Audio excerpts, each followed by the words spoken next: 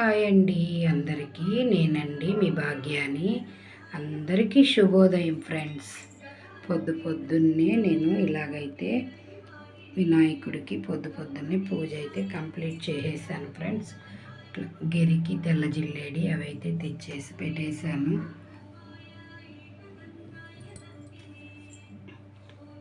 పాలు బెల్లం అయితే ప్రసాదంగా పెట్టాను ఫ్రెండ్స్. ఈరోజు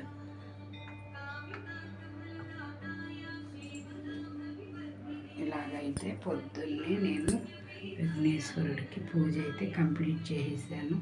ఆయనకి ముఖ్యంగా ఇష్టమైన పత్రి గరికి తెల్ల జిల్లేడి. అవైతే నేను ఈవినింగ్ వాకింగ్కి అయితే వెళ్తాను కదా, అక్కడైతే నిన్నే తెచ్చిపెట్టేసుకుంటాను ఫ్రెండ్స్. అలాగ నాయనకైతే ప్రతి వారం ఇలాగే పెట్టుకుంటాను నేను వినాయకునికి.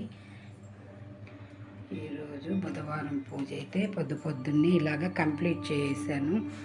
మా చిన్ని కృష్ణయ్య, రాధాకృష్ణులు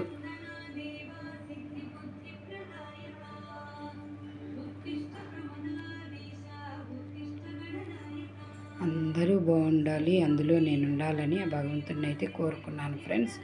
నా యూట్యూబ్ ఫ్యామిలీ అందరూ బాగుండాలి. అందరూ లేచారా ఫ్రెండ్స్? లేయండి, టీలు కాఫీలు తాగండి. ఏం టిఫిన్లు? వీడియో పూర్తిగా చూడండి ఫ్రెండ్స్.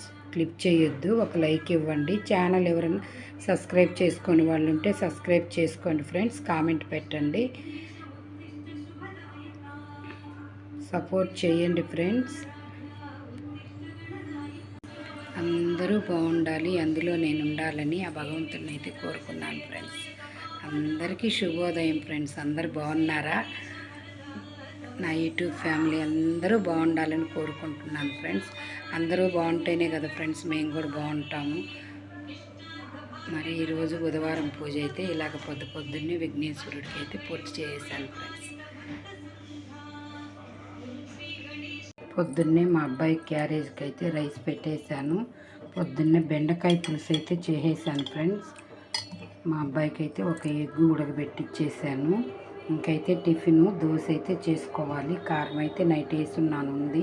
ఇప్పుడు దోశపిండి అయితే కలుపుకోవాలి. మా అబ్బాయి అయితే పొద్దున్నే నాకు టిఫిన్ వద్దమ్మని చెప్పేసి అరటిపండు తినేసి బయలుదేరేసాడు. ఇంకా నేను పూజ కంప్లీట్ అయిపోయిన తర్వాత టిఫిన్ నేను రెడీ చేసుకోవాలి. ఈరోజు మా వంట అయితే బెండకాయ పులుసు, రసం ఉన్నాయండి. నైట్ అయితే గోంగూర పచ్చడి కూడా చేసి పెట్టేస్తున్నాను ఉంది. ఇంకా రైస్ అయితే కొంచెం మా వారికి మధ్యాహ్నం కొంచెం పెడతానండి. ఈరోజు కొంచెం ఎక్కువైతే వేసాను. మా కర్రీ అయితే బెండకాయ పులుసు ఫ్రెండ్స్.